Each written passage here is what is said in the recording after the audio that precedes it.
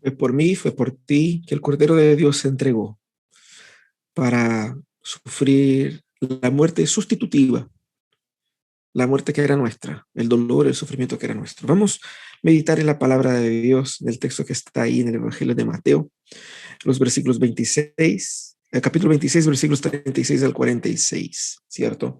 Jesús, luego de salir de la última cena junto a sus discípulos, se fue al Getsemaní a orar. Ese será el texto de nuestra reflexión. Así dice la palabra de Dios. Entonces llegó Jesús con ellos a un lugar que se llamaba Getsemaní y dijo a los discípulos: siéntense aquí hasta que yo vaya allá y ore. Tomó consigo a Pedro y a los dos hijos de Zebedeo y comenzó a entristecerse y a angustiarse. Entonces les dijo: mi alma está muy triste hasta la muerte. Quédense aquí y velen conmigo. Pasando un poco más adelante, se postró sobre su rostro y orando y diciendo: Padre mío, de ser posible, pase de mí esta copa, pero no sea como yo quiero, sino como tú. Volvió a sus discípulos y los halló durmiendo. Y dijo a Pedro: así que no han podido velar ni una sola hora conmigo.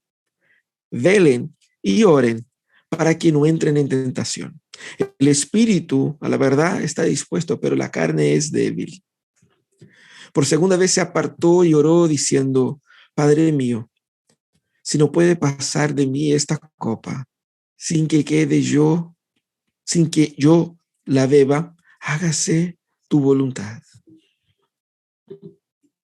Cuando volvió otra vez, los halló durmiendo, porque los ojos de ellos estaban cargados de sueño. Dejándolos, se apartó de nuevo y oró por tercera vez, repitiendo las mismas palabras. Entonces volvió a sus discípulos y les dijo: todavía están durmiendo y descansando. He aquí la hora está cerca, y el Hijo del Hombre va a ser entregado en manos de pecadores. Levántense, vamos. He aquí está cerca el que me entrega. Vamos a orar, pedir que el Señor bendiga su palabra y nos hable profundamente al corazón. Señor, tu palabra está expuesta delante de nosotros en este instante. Te pedimos que esta reflexión nos lleve a una postura de mayor adoración a Jesús, comprendiendo el significado de su muerte, el valor de su vida y la entrega que él tuvo, para que nuestro corazón encuentre la paz que él vino a conquistar. Da, Señor, que al escuchar tu palabra, el Espíritu Santo del Señor obre en nosotros fe, para creer en ella, para descansar en ella. Te alabamos, Señor. En el nombre de Jesús oramos. Amén y amén. Bueno, hermanos, nosotros hoy día vamos a meditar en la palabra de Dios, en ese texto, que es un texto interesante, que habla sobre la palabra de Dios revelando Cristo en un momento de tamaña agonía. Fíjense ustedes que muchos héroes en el pasado vivieron ahí momentos dolorosos de entrega, de sufrimiento, de eh, profunda agonía, pero lo enfrentaron, por decir así, de una forma más valiente. Cuando nosotros recordamos los mártires del primer siglo, vemos que todos ellos murieron y entregaron sus vidas cantando con esperanza y eso fue marcante, ¿no? Cuando vemos también en la historia de los griegos y de los romanos, muchos de ellos que eran condenados a la muerte se entregaban a la muerte como una forma casi que desapasionada, tranquila, como que negando sus propios sentimientos y lanzándose a la muerte porque, bueno, eso es lo que toca. Pero aquí nosotros tenemos a Jesús en los momentos últimos de su vida, obviamente que, paréntesis, resucitó, pero antes de su muerte, Jesús estaba junto a sus discípulos en profunda agonía, buscando desesperadamente la presencia de Dios, estar con el Padre. La pregunta es, ¿por qué Jesús experimentó tamaño dolor en ese momento? ¿no? El tema es que la muerte de Jesús, ella no es entendida tan perfectamente por la gran mayoría de las personas, porque muchos, incluso cristianos, se preguntan, pero ¿por qué realmente Jesús tuvo que morir? ¿Será que a Dios no le ocurrió ningún plan mejor, así como más fácil? ¿Por qué no facilitó las cosas? ¿Cierto? Ese complejo de Dios que tenemos en nuestra cabeza, siempre pensamos que si Dios hizo eso de una forma tan complicada, podría hacerse de una forma más sencilla, es que Dios se puso pesado. ¿Pero qué significa la muerte de Jesús? Todo el Evangelio muestra claramente que Cristo era profundamente consciente de lo que implicaba su vida, profundamente consciente de que Él vino para morir y entregarse en nuestro lugar. Él había dicho a sus discípulos varias veces. Él estaba consciente que, incluso en ese mismo texto dice, ¿no? De su muerte. Él había preparado a los discípulos para eso, pero aún así, vemos Jesús en el jardín. Era un valle, era un lugar a los pies del Monte de los Olivos, ahí desesperado, con una profunda agonía. ¿Cómo entender eso? Yo creo que ese texto, el texto de Jesús en Getsemaní, nos ayuda a entender el significado de la muerte de Jesús. Lo que Jesús estaba pasando aquí no es algo menor, es algo significativo y que puede traer para nuestra fe una otra perspectiva, una mejor perspectiva del significado de la muerte de Jesús por nosotros, para que no quedemos simplemente con la idea genérica de, Jesús murió por nuestros pecados, ok, listo, pucha, pero no podía ser otra cosa. Vamos a entender mejor qué es lo que significa eso. Yo creo que para entender el significado de la muerte de Jesús a la luz de ese texto, tenemos que ver qué es lo que estaba pasando aquí. Dos cosas que yo quisiera destacar hoy día. Primeramente, no vamos a entrar en todo el detalle de los discípulos durmiendo. Eh, yo sé que hay tema ahí, ¿no? Es un tema interesante porque por 3 veces Jesús se encuentra durmiendo. Y Jesús ya había dicho, mi alma está muy triste hasta la muerte, y los discípulos aún así dormían. Pero bueno, no vamos a entrar en ese detalle. Vamos a concentrarnos en las palabras de Jesús en su oración, que probablemente fueron escuchadas por los discípulos. Por eso las tenemos registradas aquí, ¿cierto? Dos cosas importantes en ese texto para entender el significado de la muerte de Jesús. Primero, la primera cosa que yo tengo que entender para discernir el significado de la muerte de Jesús es el misterio de la ira de Dios. El misterio de la ira de Dios. Mira lo que Jesús dice. Él dice, Padre mío, si posible, pase de mí esta copa. Jesús no estaba en un carrete tomando. ¿De qué Jesús? ¿De qué copa es esa? ¿No? ¿A qué copa se refiere Jesús aquí? La copa es una metáfora, o era una metáfora para la ira de Dios, derramada por sobre los seres humanos.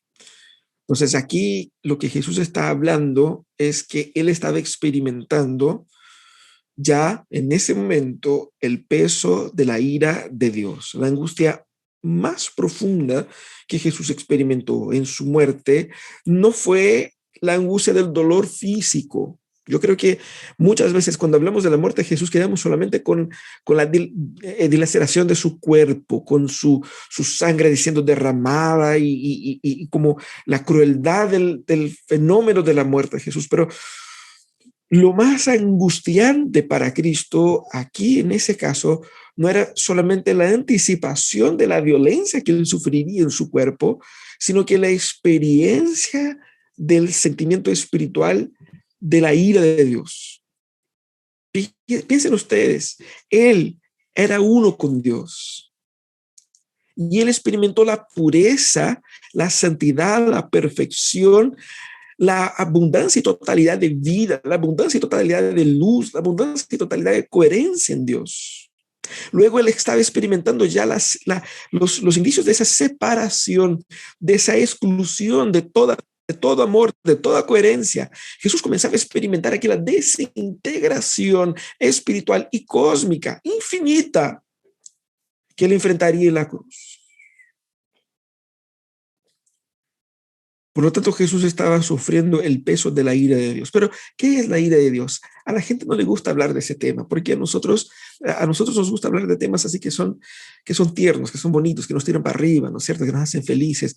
Y muchas veces la gente dice, es que la ira es un tema así como que muy violento, no me gusta el Dios de ira. Pero, ¿qué es la ira de Dios? Fíjate que la ira de Dios, Packer, el teólogo, el famoso teólogo James Packer, definió la ira de Dios de esa manera. La ira de Dios es la reacción justa y necesaria a la perversidad moral. Dios solo se ira cuando la situación lo exige. ¿Qué es lo que es la ira de Dios? Es entonces esta reacción justa y necesaria de Dios en contra la perversidad. Luego, la ira de Dios no debe entenderse como entendemos nuestra ira, ¿cierto? Aunque hay una correlación, no es lo mismo, porque la ira humana imaginamos como una explosión, una falta de control, una falta incluso de discernimiento. Uno pierde la cabeza en ira y mata a otro, o ataca, o rompe el auto, no sé, ¿cierto? La ira de Dios no tiene nada que ver con esa idea descontrolada, injusta de nuestra ira. La ira de Dios es la manifestación de su justicia. Es dar a los hombres de lo que ellos merecen. Toda la ira de Dios, es decir, toda la condenación y todo lo castigo de todos los pecados de los elegidos estaban sobre Jesús en aquel momento. El dolor absoluto de la justicia siendo hecha, del peso y el dolor del castigo estaban espiritualmente sobre él. Por eso él sufría. Y es interesante porque la gente dice, a mí no me gusta pensar en ese Dios de ira, me gusta pensar en un Dios de amor. Porque ese Dios de ira suena un Dios malo. Incluso mucha gente dice, el Dios del Antiguo Testamento es un Dios de ira, el Dios del Nuevo es un Dios de gracia. Entonces me gusta el Nuevo Testamento, me gusta la gracia, me gusta ¿cierto? Pero esa idea ignora el concepto mismo de gracia y el concepto mismo de justicia en las Escrituras. Porque cuando vamos a las Escrituras descubrimos que es imposible recibir el amor de Dios sin reconocer en él el Dios de ira. Primeramente, por una razón bastante obvia. Nosotros, cuando nos enojamos con una situación, es porque nos importamos con ella, ¿sí o no? Es así. No se puede querer un sentimiento verdadero por algo, importarse por algo, sin que al pasar algo por una gran injusticia, uno se enoje por lo que está pasando. Y nosotros sabemos bastante bien acá en Chile, con todas las protestas, y una cosa que me llama atención, paréntesis acá, para una acotación a la cultura chilena, el chileno es bueno para reclamar, ¿cierto? Le gustan las protestas, las marchas, mucho más que el brasileño. Cierra paréntesis. Es decir, cuando vemos una situación de injusticia, nos duele. Nos duele. Pucha, no podría ser así, está mal. Está mal. Y ese enojo muchas veces los trasladamos para o las redes sociales o para una demanda o para no sé, de alguna manera buscar reparar esa injusticia. Y todo eso pasa en nosotros porque a nosotros nos importa. Es por amar mucho que me preocupo y no quiero que sufra. Lo mismo pasa acá. Yo no puedo querer un Dios de amor sin tener un Dios de ira, porque es exactamente porque Él ama que Él se ira en contra de la injusticia. Es por amor a un hijo que nosotros nos enojamos cuando Él pasa o nos iramos cuando Él sufre alguna injusticia. La ausencia de ira sería una expresión de indiferencia, de negligencia. Pero Dios no es negligente, Dios no es indiferente, Dios se preocupa, Dios nos ama. Pero exactamente porque Él nos ama, Él nos ve en nuestros pecados. Y por eso mismo que la ira de Dios contra nosotros es verdadera. Es interesante, la gente no se da cuenta de que lo que Cristo vino a sufrir no era la ira del diablo, de Satanás, que muchas veces la gente tiene ese dualismo entre Dios y Satanás. Era la ira misma de Dios. Pero el tema es que la ira de Dios era contra nosotros. ¿Y por qué Dios se iró contra nosotros? La palabra de Dios dice claramente: todos han pecado y están privados de la gloria de Dios. Romanos 3:23. ¿Quién sabe de memoria? Que se lo repita conmigo. Pues todos han pecado y están privados de la gloria de Dios. A lo mejor usted sabe de memoria en la Reina Valera, ¿no? Pero por su gracia son justificados gratuitamente mediante la redención que Cristo Jesús efectuó. Lo que Pablo está hablando en Romanos 3:23 es de lo que estamos hablando aquí, de por qué nosotros hemos pecado. Y si nosotros hemos pecado y nosotros nos hemos privado de la gloria de Dios, es decir, nosotros nos lanzamos bajo la ira de Dios. Porque cuando Dios hizo el pacto con Adán, él había dicho, la consecuencia del pecado es la muerte. ¿Qué es lo que es muerte? Es la condenación eterna, es la ira eterna de Dios, es la justicia divina. Es dar a nosotros lo que nosotros merecemos. Por lo tanto, nadie puede decir que es objeto de la ira de Dios simplemente porque Dios quiso. No, es porque nosotros quisimos. Nosotros hemos decidido desobedecer. Nuestra es la culpa. Pero Cristo vino entonces y se pone como sustituto nuestro ante la ira de Dios. Era eso lo que Jesús estaba sufriendo. Ese era el dolor. Tenemos que entender el misterio de la ira de Dios. Entender la dimensión de la ira de Dios nos permite entender y experimentar cuán grande es el amor de Dios por nosotros. Porque lo que Cristo experimenta acá, injustamente, Él lo hace porque nos ama. Mucha gente vive vidas espirituales y emocionales terribles porque no logran dimensionar el amor de Dios. Piensa que el amor de Dios está vinculado a las bendiciones que Él me da. Por lo tanto, si yo tengo muchos problemas en la vida, si yo tengo muchas luchas, si yo tengo muchas dificultades, si las cosas no funcionan para mí, si mi trabajo me paga poco, si mi matrimonio va más o menos, si mis hijos me desobedecen, si me va mal en el colegio, en la universidad, si mi pololo me abandonó, si yo me siento mal porque mi papá, mi mamá me ha hecho eso, aquello, porque mi vida es un caos, porque mi vida está desordenada, significa que parece que Dios no me ama tanto porque Él no ha mejorado mi vida. Pero debemos entender, hermanos, aquí está la expresión del amor de Dios.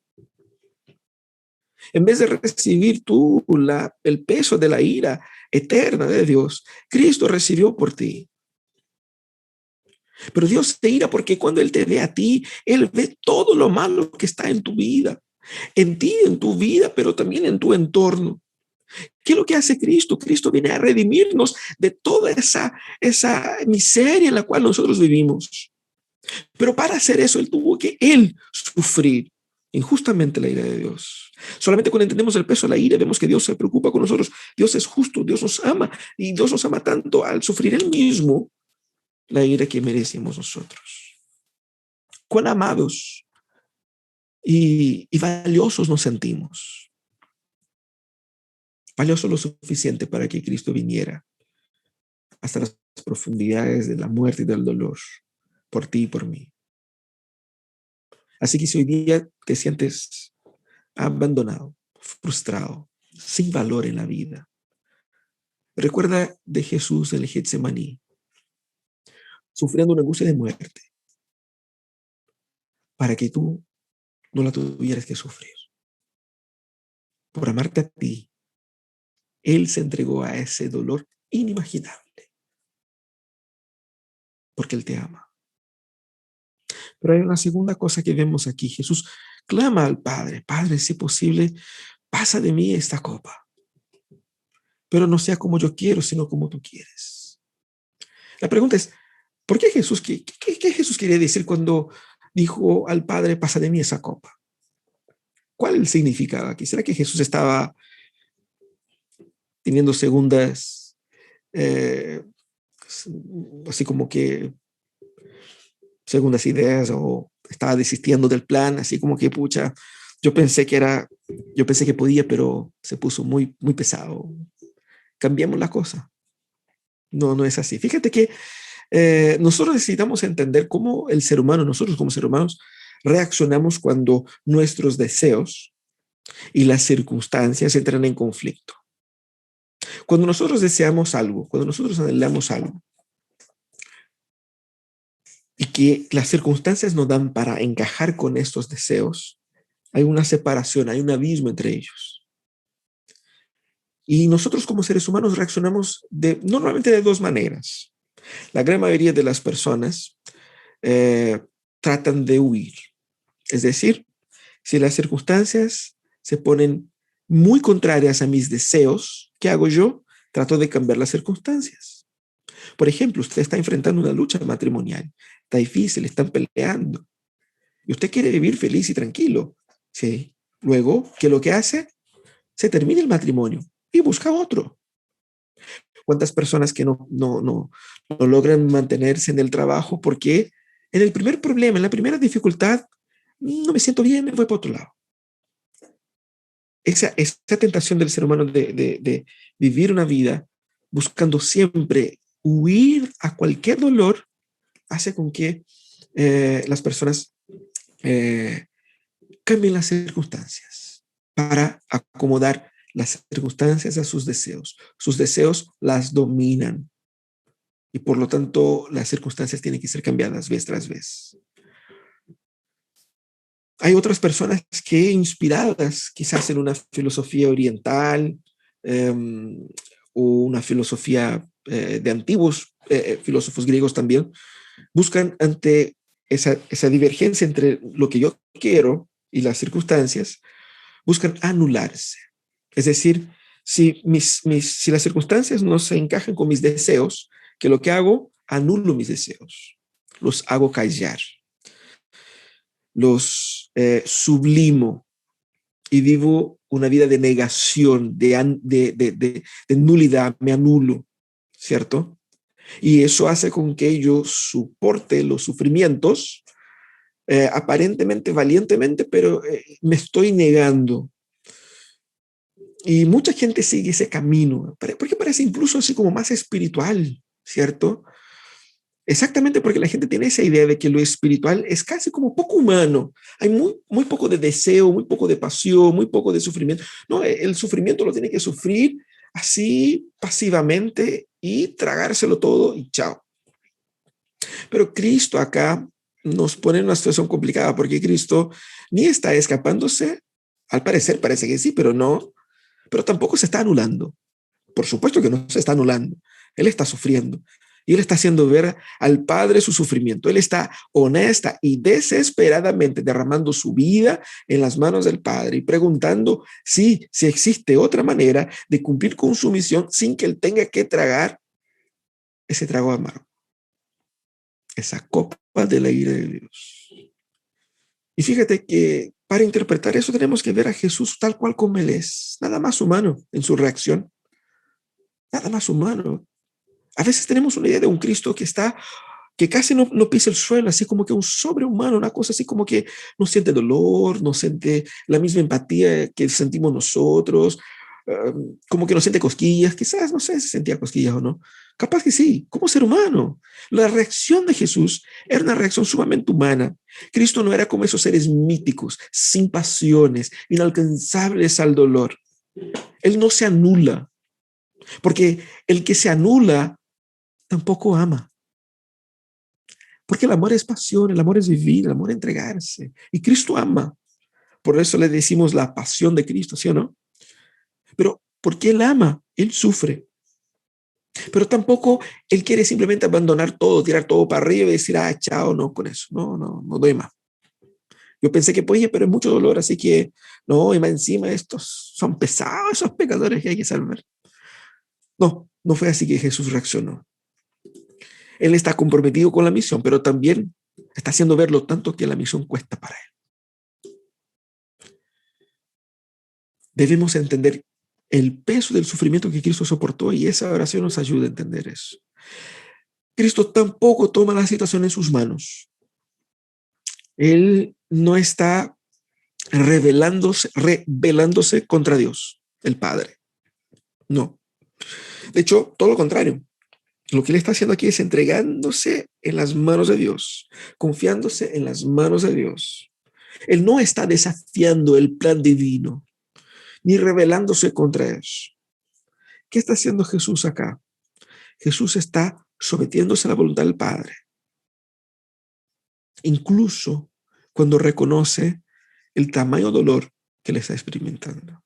Cristo no está pidiendo para abandonar su misión, porque Él sabe que por más terrible que sea esta copa de la ira de Dios, Él sabe que sus deseos inmediatos, es el deseo de escapar de ese dolor terrible, de la separación de Él con el Padre, Él sabe que esos deseos inmediatos, de ser librados del dolor de la muerte eterna, deben doblegarse ante los deseos más absolutos de su ser, que es el deseo de que nosotros seamos librados de ese dolor.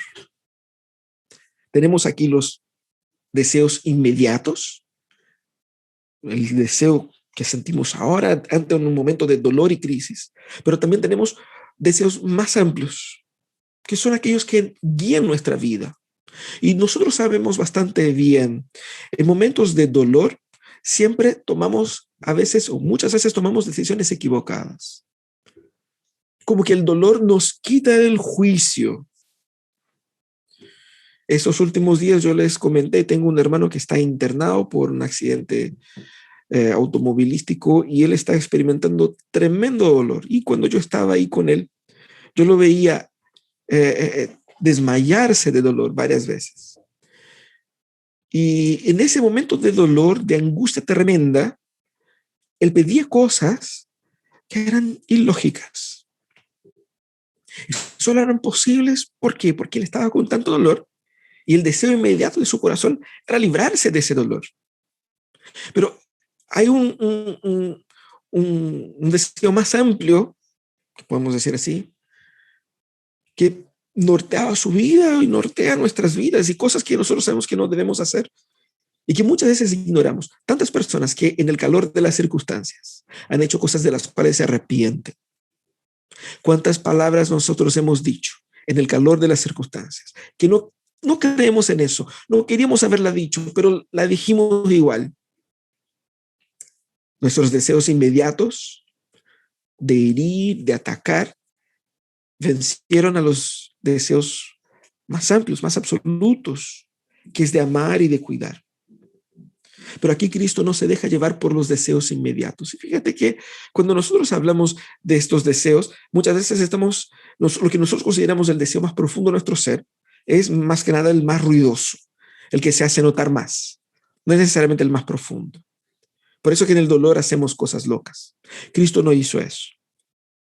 En el momento más terrible de dolor, de angustia ante el Padre, Jesús no dijo, ¿sabe qué? Yo no estoy de acuerdo con eso, pero me someto igual porque ya llegamos aquí, así que vamos nomás. Así nomás, ¿puedo hacer qué? ¿Cuántas veces nosotros hemos dicho eso? No fue eso lo que Jesús dijo.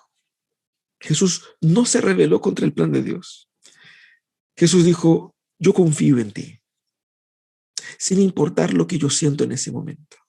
Siento muchísimo dolor. Quiero ser libre de ese dolor. Porque no sería humano decir que no, está bien. ¿Cómo está Jesús? No, estoy bien. No, él era honesto en derramar delante del Padre la angustia de su corazón. Pero también era fiel y era obediente hasta la muerte. Si las circunstancias de mi vida me hace querer huir, o si quizás he aprendido a anular mis sentimientos, anular mis emociones para poder soportar un momento de crisis. Yo debo mirar a Jesús acá, en el huerto del Getsemaní. El hombre como ser humano como nosotros, hombre como somos nosotros. Él derramó su dolor más profundo ante el Padre, sin dejar hasta en el dolor, de ser obediente. Si las circunstancias de mi vida no satisfacen los deseos de mi corazón, Yo no voy simplemente a huir de las circunstancias o suprimir esos deseos, sino que entregaré todos esos deseos en las manos de Dios, porque yo sé que solamente Él me va a satisfacer. Solamente en el Padre tendré satisfacción final. Así que obedeceré a Dios y pondré mi vida en sus manos y seguiré adelante en los planes de Él, porque yo sé que solamente en Él tengo satisfacción plena. Eso es algo que Jesús nos muestra acá. Eso es lo que Jesús hace. Y porque Cristo hizo eso, tenemos nosotros salvación. Jesús no negó sus emociones, tampoco huyó del sufrimiento. Jesús reconoció el dolor, enfrentó las circunstancias y se puso delante del Señor. Pero Jesús hizo eso con una postura de obediencia. La ira de Dios habla del profundo pecado que hay en nuestras vidas. Yo creo que no nos gusta hablar sobre la ira de Dios porque no nos gusta ver a nosotros mismos como más pecadores de lo que al parecer somos. Que en esa Semana Santa, que en este Viernes Santo, recordemos que la cruz solo es necesaria porque nosotros somos tan pecadores al punto de hacer con que el Santo Hijo de Dios se hiciera hombre y viniera a morir por nosotros. Pero que cuando Él vino, Él no vino regañadientes, como cuando alguien nos pide que haga algo y uno va así como que arrastrándose, así como que haciendo ruidos mientras, así como enojado. No es así. Cristo sufrió y sufrió dolores inimaginables, mucho más allá que los dolores físicos. Pero al fin y al cabo lo hizo por amor, porque el deseo más profundo era que tú y yo fuéramos libres de esta condenación. De igual manera, tú también debes aprender con Jesús a que en los momentos de mayor dolor debemos reconocer ese dolor ante el Padre, poner nuestro corazón en sus manos, porque gran parte del dolor que nosotros sentimos es porque no nos sentimos eh, plenamente realizados en esa vida, no nos ha funcionado un montón de cosas. Queremos ser amados y el único amor que puede derrotar las montañas de la ira de Dios, el único amor que puede traer profunda y verdadera satisfacción, es ese amor que triunfa en la obediencia. Es ese amor que triunfa en la obediencia al Padre. No es el amor familiar, no es el amor romántico, no es el amor sexual, no es el amor de la amistad, no es el amor matrimonial. Nada de eso puede satisfacerte al fin y al cabo. De una u otra manera te va a dejar botado a la mitad del camino. Pero ese amor, el amor de Jesús, que no desistió de ti, incluso en los momentos más duros, ese amor es lo que te puede satisfacer. Entrega tu vida a Jesús. Descansa en ese amor. Quizás si usted ya es cristiano va a decir, pero yo entregué mi vida a Jesús. Pero ¿has descansado en ese amor? ¿Estás consciente del tamaño del amor de Jesús? Recuerda la ira la ira de Dios que pesaba sobre Cristo para que entiendas el tamaño de ese amor, lo tanto que Dios te ama. Pero también entienda que Cristo, al obedecer al Padre hasta el final, lo hizo por amor a ti, para que tú y yo pudiéramos, al igual que Él, en obediencia al Padre, gozar también del mismo amor. Pero quizás si no has hecho en su vida una declaración cabal, final, una decisión total de entregar su vida a Jesús, hoy es el día. Entrega tu vida a Jesús. Cree en Él para tener salvación. Porque te digo algo, esta salvación que Cristo compró, como leímos en el texto allá del inicio del culto, es solamente para aquellos que creen en Jesús. Si mi corazón no se derrama en fe ante Cristo Jesús como mi Salvador, lo único que queda para mí es la ira de Dios, es la justicia de Dios. Es que Dios me dé a mí el pago por mis malas obras. Pero Él llevó sobre sí nuestros pecados para que nosotros fuéramos perdonados. Hay perdón, hay salvación, hay restauración. Entrega tu vida a Jesús en esa noche. Vamos a orar. Señor, nosotros estamos profundamente agradecidos por el amor que encontramos en ti. Señor, nosotros queremos en ese momento reconocer que la ira del Señor sobre nosotros pesó sobre Cristo en aquel momento, pero reconocemos nuestro pecado y nuestra maldad, nuestras injusticias, que llevó Cristo a ese momento tan doloroso. Señor, queremos en esa noche reconocer a Jesucristo como nuestro único Señor y Salvador. Señor, te pido por todos aquellos hermanos y amigos que necesitan sentirse amados y no se sientan amados hoy, que están buscando el amor en la familia, están buscando el amor en el trabajo, están buscando el amor en en todos esos emprendimientos humanos y no lo han encontrado. Ayuda, Señor, a que ellos encuentren el amor solamente en Jesús. También, Señor, oramos por todos aquellos que quizás nunca han tenido un momento de una decisión verdadera de seguir a Jesús. Quiero seguir a Jesús y ser discípulo suyo. Yo quiero disfrutar del perdón que Él da, porque solo en Jesús hay perdón. Ayúdanos, Señor. Ayuda a estos hermanos y amigos a, a decidir hoy seguir a Jesús por toda su vida. Que haya vida nueva, que haya salvación en sus casas. Te alabo, Señor, por esta noche. Te pido tu bendición. Danos de tu gracia. En el nombre de Jesús es que oramos. Amén y amén.